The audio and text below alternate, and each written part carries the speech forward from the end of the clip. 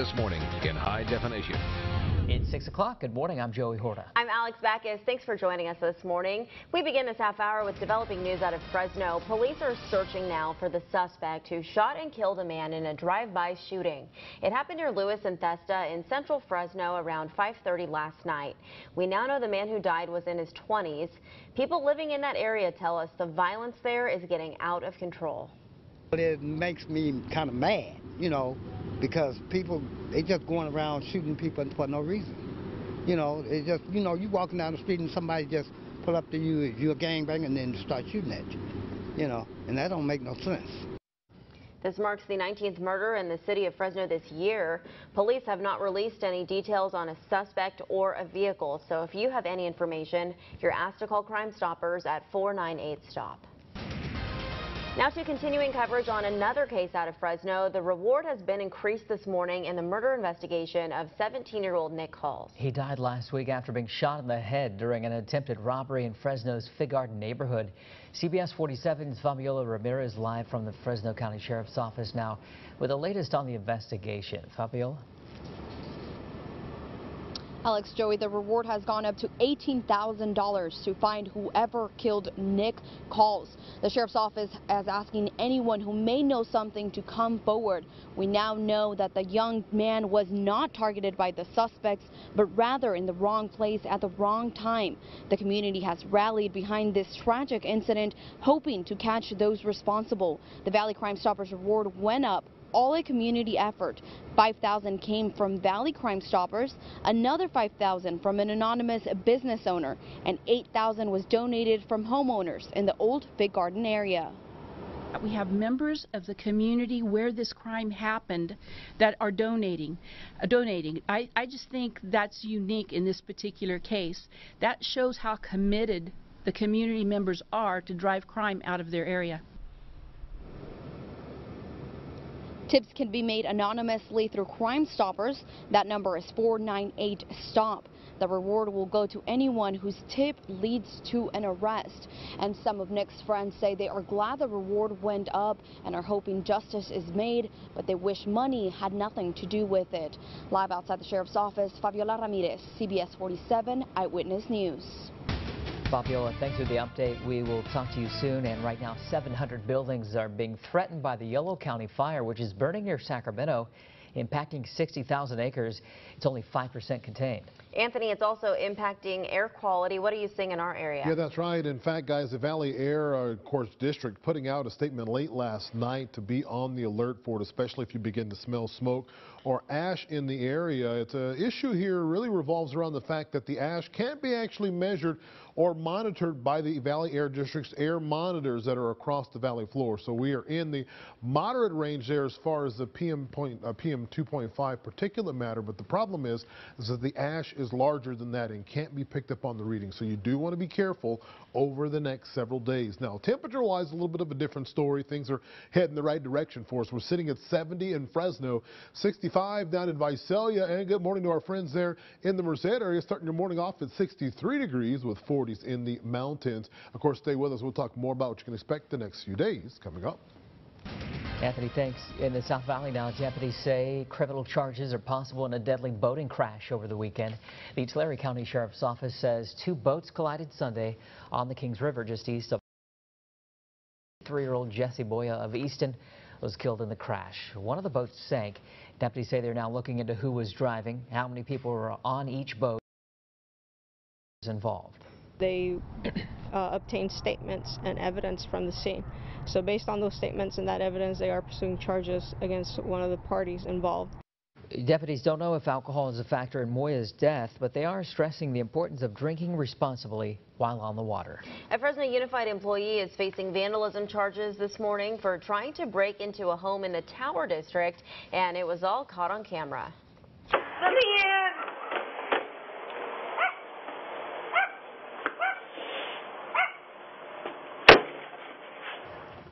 So that happened Friday around midnight. The homeowner, Christine Paul, says she was inside watching TV when she heard her doorbell ring.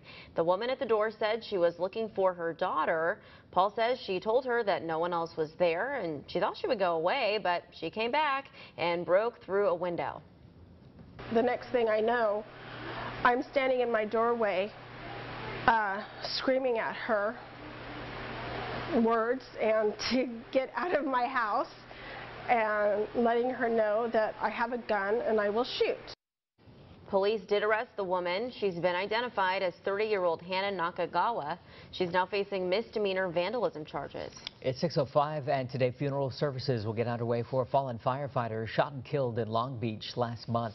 City leaders are expecting up to 10,000 people at today's memorial for Fire Captain David Rosa, who was killed while responding to an explosion at a retirement home. The two men charged in the deadly ghost ship warehouse fire in Oakland are expected to accept plea deals today. Derek Almina and Max Harris are both charged with 36 counts of involuntary manslaughter for the December 2016 fire. Their attorneys say they will plead guilty in exchange for prison sentences of less than 10 years each. 35-year-old Jennifer Mendiola, a UC Merced graduate student, was one of the victims of that deadly fire. A plot by a homegrown terrorist for an attack in Cleveland on Independence Day is not going to happen now. According to court documents, the plan included driving a remote-controlled car packed with explosives into a parade. Authorities say Demetrius Pitts scouted several locations in downtown Cleveland, including the United States Coast Guard Station and the Rock and Roll Hall of Fame. In recent weeks, the FBI was worried that his plan would become reality. His extensive criminal history, including felonious assault, domestic violence, aggravated robbery, and carrying a concealed weapon, furthered our reason for concern. An undercover FBI agent is credited with stopping the attack. If convicted, Pitts is facing 20 years in prison. It is 6:06 now. In Boise, a man is now facing murder charges after one of the children he's accused of stabbing died. 7 people are still in the hospital this morning after the man stabbed 9 of them at a birthday party. A 3-year-old girl died from her injuries. Timmy Kenner has now been charged with first-degree murder and 8 counts of aggravated battery. The 30-year-old made his first court appearance yesterday and told the judge he didn't understand the charges against him. Do you understand what you've been charged with now, sir?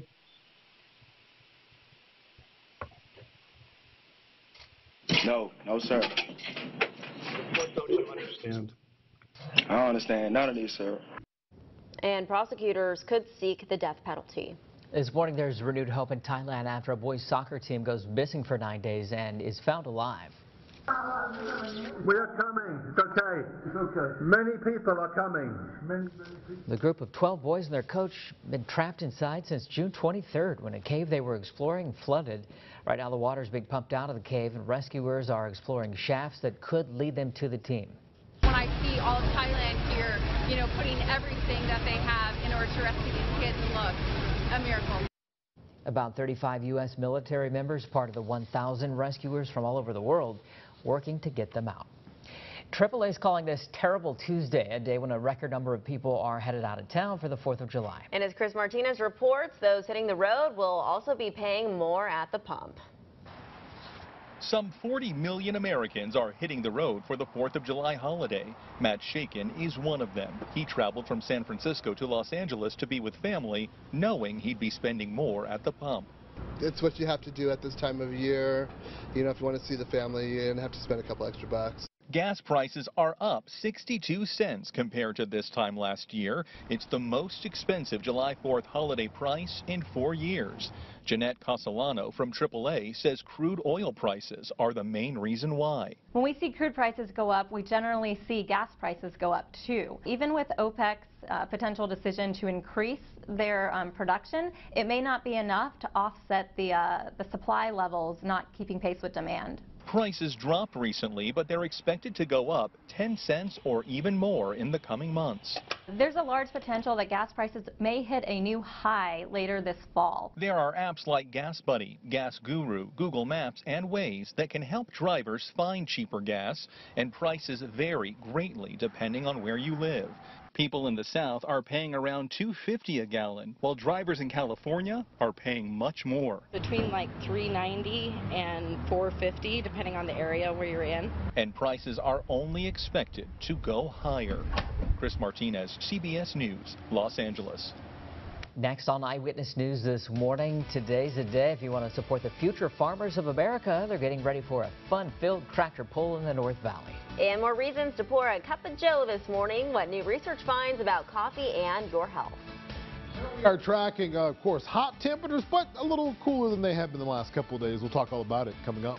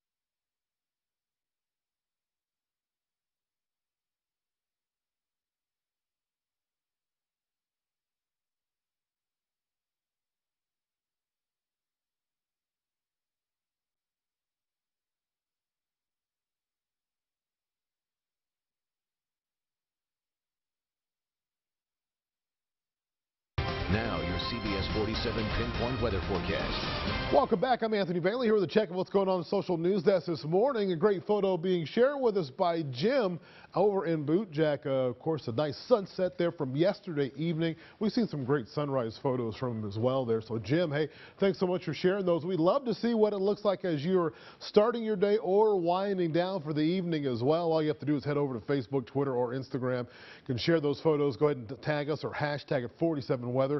We'll get a chance to share some of your photos on the air as well. It has been, of course, a couple of lovely days as far as the skyline is concerned. Now, the feel walking outside, a much different story, folks. This morning, nice and mild here for us. 70 degrees in Fresno, 65 there for the Hanford-Visalia corridor.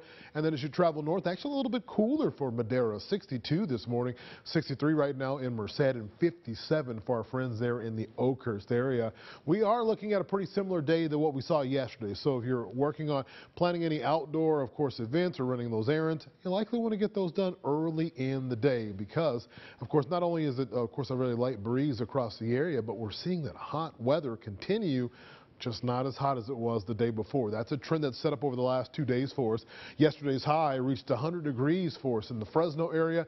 Normal for this time of year, only 96. We're getting back closer to that as we head through the next several afternoons, thanks to a little change. Picture out there. We had been really dominated by a large ridge of high pressure, but a deeper trough beginning to form here in the Pacific Northwest area will begin to dive further south. It's going to provide for a little several afternoons. So we will stay below the triple-digit mark for today and get even cooler as we head through both Wednesday and Thursday before another high-pressure system setting up out to our east begins to build back into the area. That is going to drive the temperatures not only for the valley but also into Southern California well above the triple-digit mark. So hot weather on tap for the Fresno area, the Central Valley, and then also down toward Los Angeles and points south of that as well. Get ready for some extremely hot weather there as we progress into the weekend and carrying into early next week for you. Futurecast keeps things nice and clear. No problems with being able to view the fireworks there by tomorrow night. Chance of some cloud cover coming in and watching some systems out of the south here. Won't produce any rain for us, but we'll keep a close eye on those nonetheless. Of course, the snapshot of the day ahead for you can see Madera, Merced area up to the upper 90s for you, along with Fresno for today. 97 on tap for Porterville, a little hotter there for our friends in Hanford. Overnight lows back into the low to mid 60s for you across the area this evening. And here you have it, 4-day allergy forecast for allergy sufferers. Things aren't looking too bad. Staying in the medium realm, that'll cruise us into the weekend for you. Olive to juniper there, your predominant pollens, and your extended forecast shows temperatures at 96. You really didn't get much better than that for the 4th of July. That is right where we should be. And in fact, the morning lows back in the low 60s are going to provide for some nice cooling. If you want to get out and get your outdoor exercise done, the morning time over the next couple of days is really the ideal time period to get that knocked out. Yeah, it is nice out this morning. Yeah, because who wants to run in 103? No one. I mean, who wants to run in general? Ever. Yeah, there are people. I was running in 103 last week and it was rough. Yeah. No, So, not good. thanks, Anthony. 4th of July is tomorrow, and if you're celebrating, a quick reminder this morning that the only type of fireworks you can use in the city must be labeled safe and sane. There are illegal fireworks every year, and that is why the city of Fresno launched a new widget on the Fresgo mobile app. Residents can now report illegal fireworks anonymously. Then our PD, our police department, and our fire department both receive notification. Safe and sane fireworks are allowed between 7 o'clock and midnight. A groundbreaking ceremony will be held this morning for the new social space at Chuck Chansey Park. It will have a full-service bar and multiple levels, giving great views of baseball and soccer games. The groundbreaking takes place this morning at 10:30. In the North Valley, tractors will be revving up tonight to raise money for the FFA. There you go. Gustine High School is hosting their 34th annual tractor pull tonight. You'll be able to see tractors pulling some serious weight and then racing to the end of their football field. And Gustine FFA members say it's their biggest fundraiser of the year. They joined us live here Monday morning. The money that we raise goes to the students, and we get to go to different leadership events and different conventions throughout the year.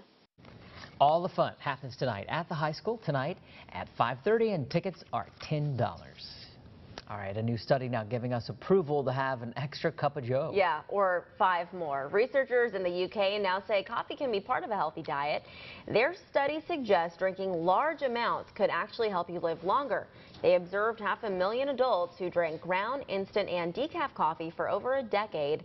They found those who drank at least 8 cups of coffee a day had a lower risk of cancer, heart, and lung disease.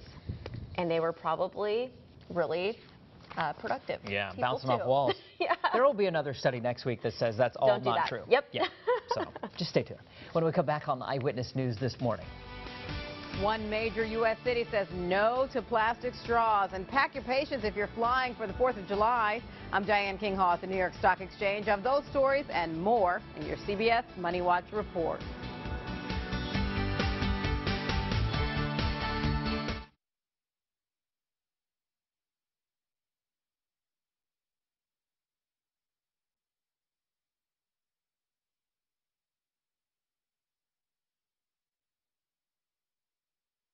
You removed from where?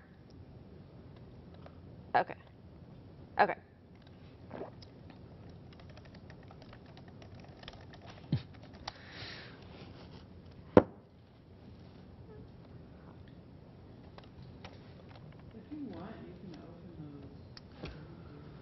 Ooh. I bet Cleveland is not happy about that whole deal. Yeah, LeBron leaving. A little bit better, but I'm sure it still seems a little bit. But they're definitely handling it better than they were last time.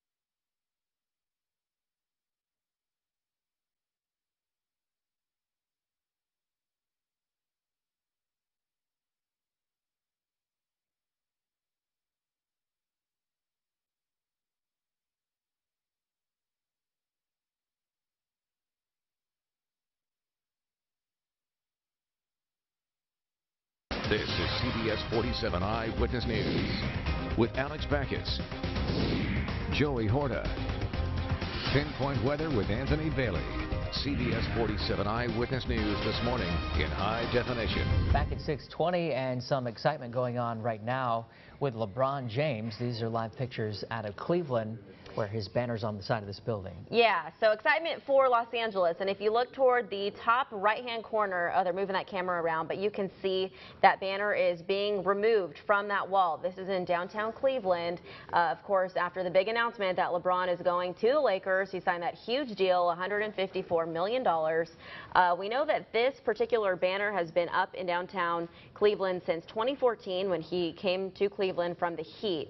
So this is just the next installment of him moving out of Cleveland over to LA, and of course the Lakers are stoked. Fans are really excited, but not, the happiest news for Cleveland. No, they're giving him the boot now. Yeah. All right. That banner's coming out. A casino in Temecula is rolling out a new security measure. In case you are wondering, I'm a security robot. Nice to see you here. That's Buddy, a high-definition audio and video recorder along with thermal imaging. In the form of a robot, it also runs on artificial intelligence. Is it going to keep us safe? Yeah, that's always a plus. It's a great way to stop crime without people feeling like somebody's on me, they're watching me. The owner's hoping to add more robots to this resort, but he says the robots will not be taking anyone's job. I'd like one of those around the house. Yeah, wouldn't that be nice? Get them to do your work. Yeah. And get ready for some long lines at the airport and lots of cars on the road today. Diane King Hall has the details in Money Watch.